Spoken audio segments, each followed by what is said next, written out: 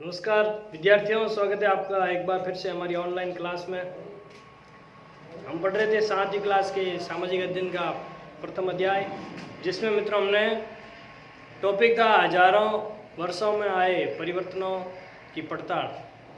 जो परिवर्तन हुए थे उनके बारे में हम चर्चा कर रहे थे, जिसमें हमने पहला पढ़ा था नई और पुरानी शब्दावली, यानी कि जो भाषा के अंदर कौन कौन से परिवर्तन हुए थे। तो उसी को हम पढ़ रहे हैं मित्रों, नई और पुरानी शब्दावली।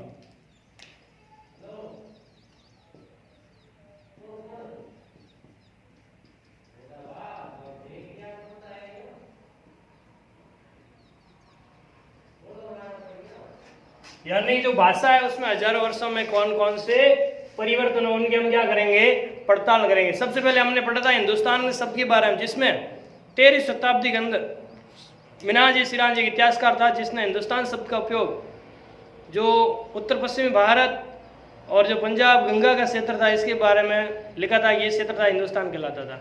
फिर जो मुगल शासक था बाबर, उसने बताया था कि हिंदुस्तान शब्द भारतीय उपमहाद्वीप, पूरे उपमहाद्वीप के लिए और यहाँ की संस्कृति और पशु पक्षियों के लिए ये शब्द काम में लिया था। और अमीर खुसरो ने हिंद जो शब्द दिया था उससे इस क्षेत्र का नाम पड़ा था।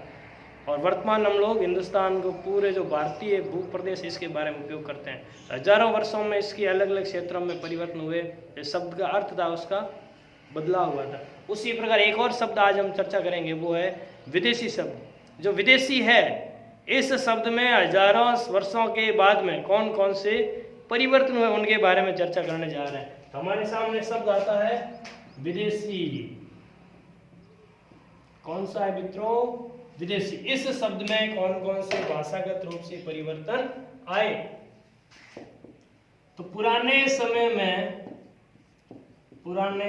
में अनजान व्यक्ति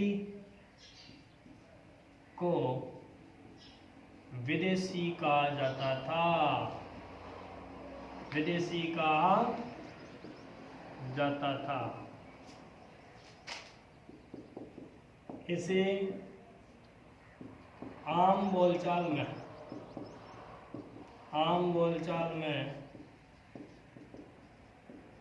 परदेशी भी कहते थे।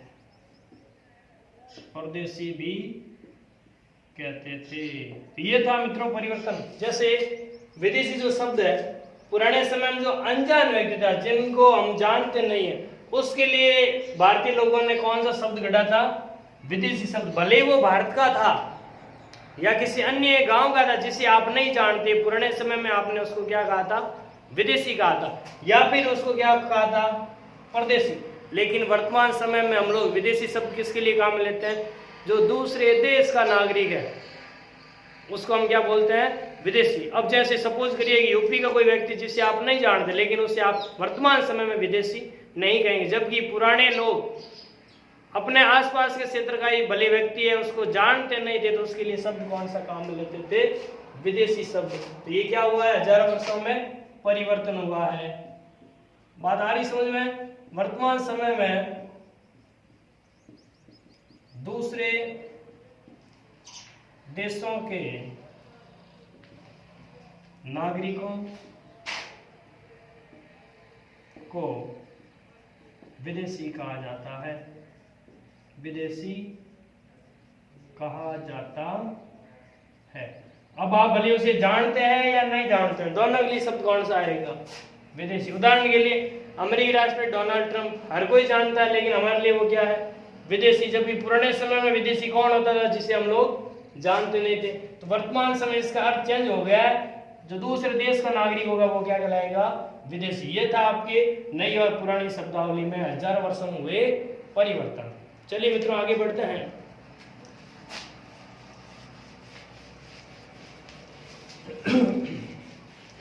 आगे हम चर्चा करेंगे इतिहास की जानकारी देने वाले स्रोत कौन कौन से हैं। इतिहास और उनके स्रोत।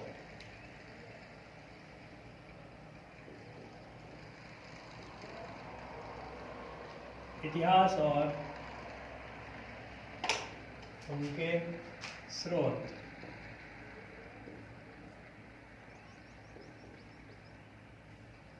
स्रोत होते हैं मित्रों साधन। पिछली कक्षाओं में भी आपने पढ़ा होगा, जो इतिहास है उसको जानकारी प्राप्त करने के लिए अलग अलग प्रकार का हमारे पास में क्या है, स्रोत है। इतिहास और उनके स्रोत, इतिहास के स्रोत कौन कौन से है बात कर लेते हैं। पहला आपका पुरातात्विक स्रोत, पुरातात्विक स्रोत।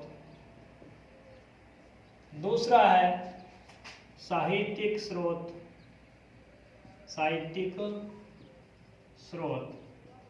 और तीसरा आता है वो है विदेशी यात्रियों के विवरण, विदेशी यात्रियों के विवरण। तो इतिहास के मुख्यतः स्रोत कितने होते हैं, 3 प्रकार के। पुरातात्विक बोले तो पुराने समय की चीजें, साहित्यिक जो चीजें लिखी हुई है, किताबें कह सकते हो।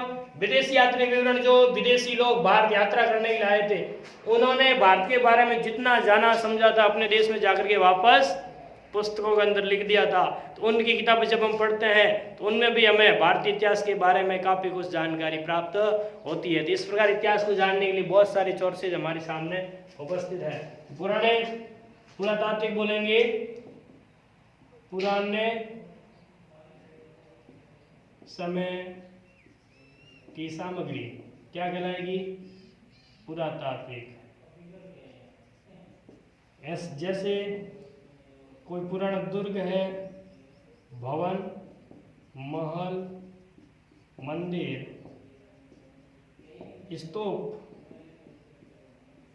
सिक्के, मोहरे, बर्तन, अभिलेख आदि। ये सारे सारे क्या है मित्रों, पुरातात्विक, पुराने समय की चीजें। इनसे हमें उस समय इतिहास के बारे में जानकारी मिलती है। जैसे कोई पुराना दुर्ग है तो उसमें दुर्ग अगर बढ़िया है तो इससे इसका मतलब यह है कि उसका राजा था जो बहुत संपन्न था, बढ़िया बनाया उसने। कोई मंदिर भव्य है तो इसका मतलब उसके ऊपर बहुत सारा धन खर्च किया गया था। सिक्के मिलेंगे, सोने के मिलेंगे, इसका मतलब है कि राजा संपन्न था। अगर चांदी के मिले तो कम संपन्न था। बर्तन किस प्रकार बनाए जाए, वहां के समाज के बारे में जानकारी हमें मिलेगी। तो कुछ प्रकार जो पुरानी चीजें हैं उनसे भी हमें इतिहास को जानने के बारे में जानकारियां मिलती है। साहित्यिक स्रोत में जो स्रोत है आपके लिखित सामग्री, लिखित सामग्री।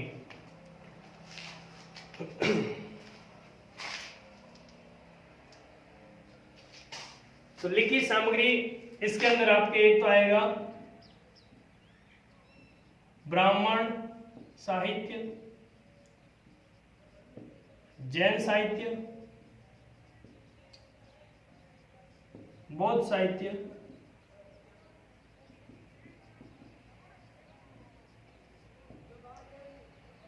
इस प्रकार जो साहित्य है, इन साहित्यों के अंदर हमें जो किताबें हैं पुराने इतिहास को जानने में मदद करता है। विदेशी यात्री विवरण में क्या आएगा, भारत आए विदेशी यात्रियों द्वारा लिखी पुस्तकें। इनसे भी हमें प्राचीन इतिहास के बारे में जानकारी मिलती है। मित्रों आगे बढ़ते हैं। इतिहास और उनके स्रोत 3 प्रकार के, पुरातात्विक, साहित्यिक और विदेशी यात्री विवरण। इसके अलावा जो वंशावलियां हैं उनमें भी हमें इतिहास के बारे में जानकारी मिलती है। नेक्स्ट अगर बात करें तो हमारा जो 7वीं कक्षा का जो है आपका जो पुस्तक है नए सिलेबस के अकॉर्डिंग, उसमें 700 से लेकर के 1750 तक का जो इतिहास उसके बारे में चर्चा की गई है। इस पुस्तक में कौन सी पुस्तक मित्रों, सामाजिक अध्ययन कक्षा 7। हो सकता है कोई दिल पे ले ले कि कौन सी पुस्तक, सर ने कोई पुस्तक का नाम नहीं लिखवाया, इतिहास का स्रोत है क्या है। तो इस पुस्तक मतलब जो आपके सामाजिक अध्ययन की जो कक्षा 7वीं की पुस्तक है, इस पुस्तक में 700 से 1750 ईस्वी तक के इतिहास की चर्चा की गई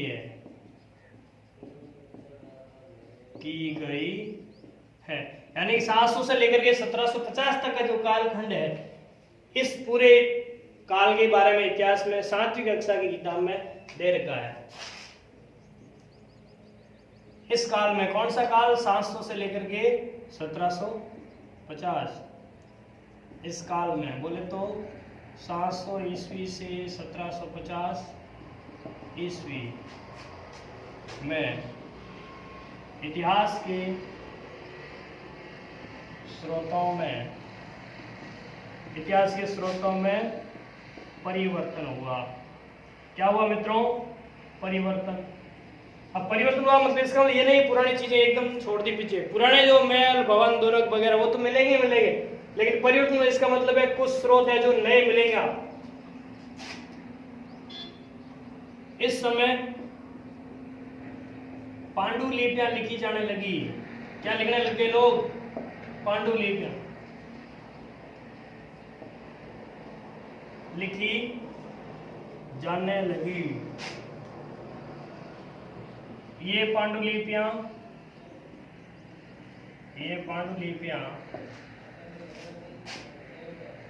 ताड़ या बुर्ज वृक्ष के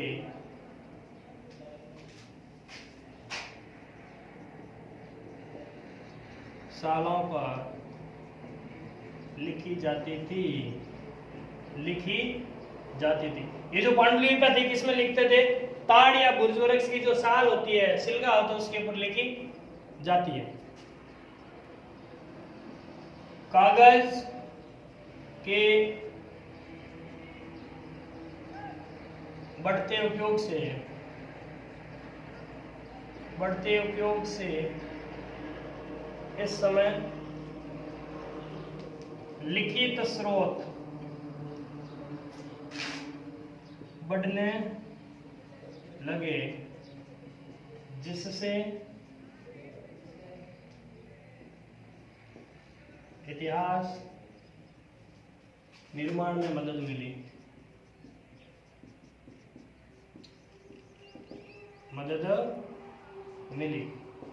तो पुरानी चीजों की बजाय अगर कोई स्रोत आपके सामने लिखित है तो उसमें इतिहास लिखने में ज्यादा आसानी आपको होगी।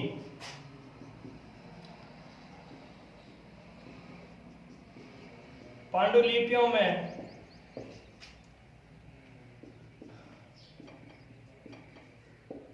राजाओं के बारे में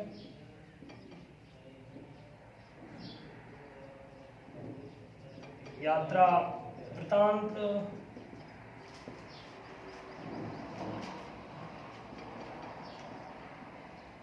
धार्मिक कार्य, अदालती आदेश,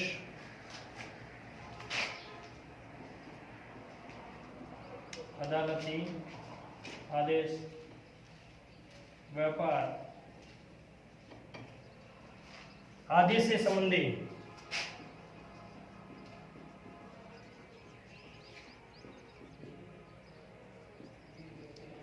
लेख लिखे जाते थे। आदि से संबंधी क्या लिखे जाते थे मित्रों? लेख लिखे जाते थे। किसमें लिखे जाते थे? पांडुलिपियों में। पांडुलिपियों को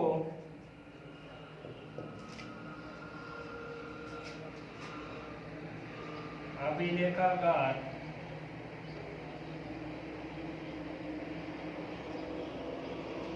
सुरक्षित रखा जाता था।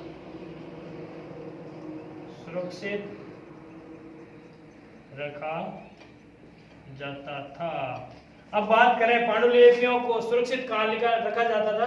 अभिलेखागार में। स्नानागार क्या होता है? वह स्थान जहां पर स्नान करते हैं।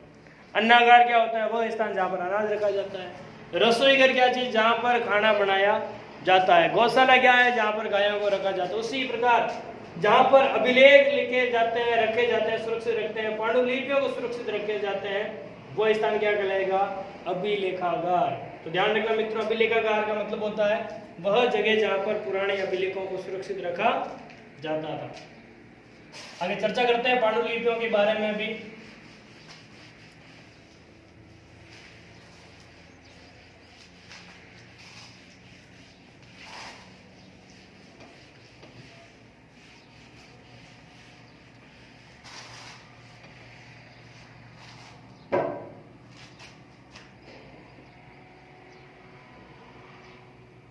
उस समय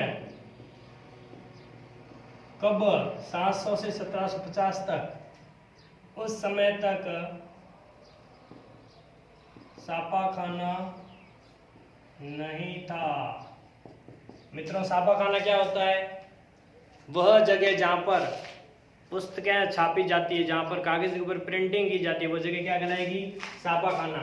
तो प्रिंटिंग मशीन का आविष्कार नहीं हो रखा था, छापाखाना नहीं था, अभाव था, जिसके कारण पांडुलिपियों को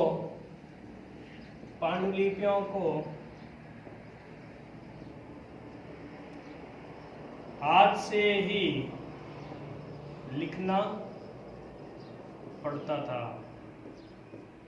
हाथ से ही लिखना पड़ता था। नकलविश मूल पांडुलिपि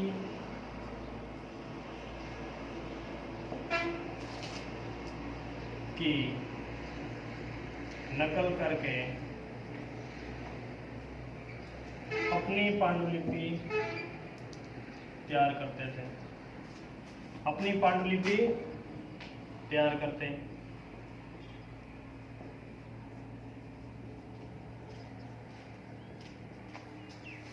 नकलविश कौन होते हैं? जो कि पांडुलिपि को लिपिबद्ध करते हैं। जैसे संविधान सभा द्वारा संविधान बनाया गया, लेकिन लिखा किसने? डॉक्टर भीमराव अंबेडकर ने। उसी प्रकार मान लो किसी इतिहासकार ने पांडुलिपि लिख दी है, लेकिन उसकी भाषा क्लियरिटी नहीं है, सुंदर राइटिंग नहीं है, तो उसके लिए कौन काम है? व्यक्ति कौन होगा लिखने के लिए? नकलविश होगा। अब अगर किसी मूल पांडुलिपि, जो मूल यानी कि जो मैन जिसने लिखी है, उसकी कॉपी करेगा कौन? नकलविश। नकल करेगा मतलब उसको देखा देख दूसरी पांडुलिपि में लिखेगा। इस स्थिति में मित्रों गलतियां होगी या नहीं होगी? जैसे आप अपने किसी मित्र की कॉपी से नकल कर रहे हो, मान लो कि आप अपना होमवर्क किसी दिन स्कूल नहीं आए थे और उसकी कॉपी लेके लिख रहे हो, तो हो सकता है कुछ त्रुटियां आप अपनी ओर से जोड़ सकते हो या फिर कम भी लिख सकते हो। उसी प्रकार जो नकलविश थे, नकलविशों द्वारा लिखी पांडुलिपियों में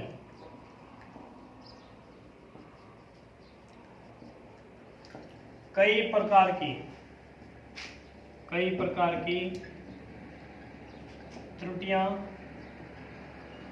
रह गई, जिसके कारण इतिहासकारों को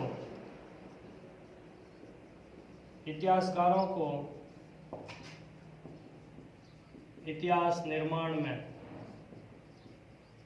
या इतिहास निर्माण के लिए कई पांडुलिपियों को पढ़ना पड़ता है, कई पांडुलिपियों को पढ़ना पड़ता है। तो जो इतिहासकार होते हैं पांडुलिपि से इतिहास को निर्मित करता है, लेकिन हमने देखा कि जो नकलविश होते हैं वो जब लिखते हैं तो कुछ त्रुटियां रह जाती है। उन त्रुटियों के कारण जो पांडुलिपियां थी, त्रुटि आ गई। अब त्रुटि आई है तो इतिहासकारों को बहुत सारी पांडुलिपियों को लिख करके इतिहास लिखना पड़ेगा। अगर किसी एक को कॉपी कर ले तो हो सकता है कुछ इतिहास लेखन में गड़बड़ी भी हो जाती है। तो चलिए मित्रों, इसके जो अगला टॉपिक होगा उसके बारे में कल चर्चा करेंगे। तब तक के लिए नमस्कार, जय हिंद, जय भारत।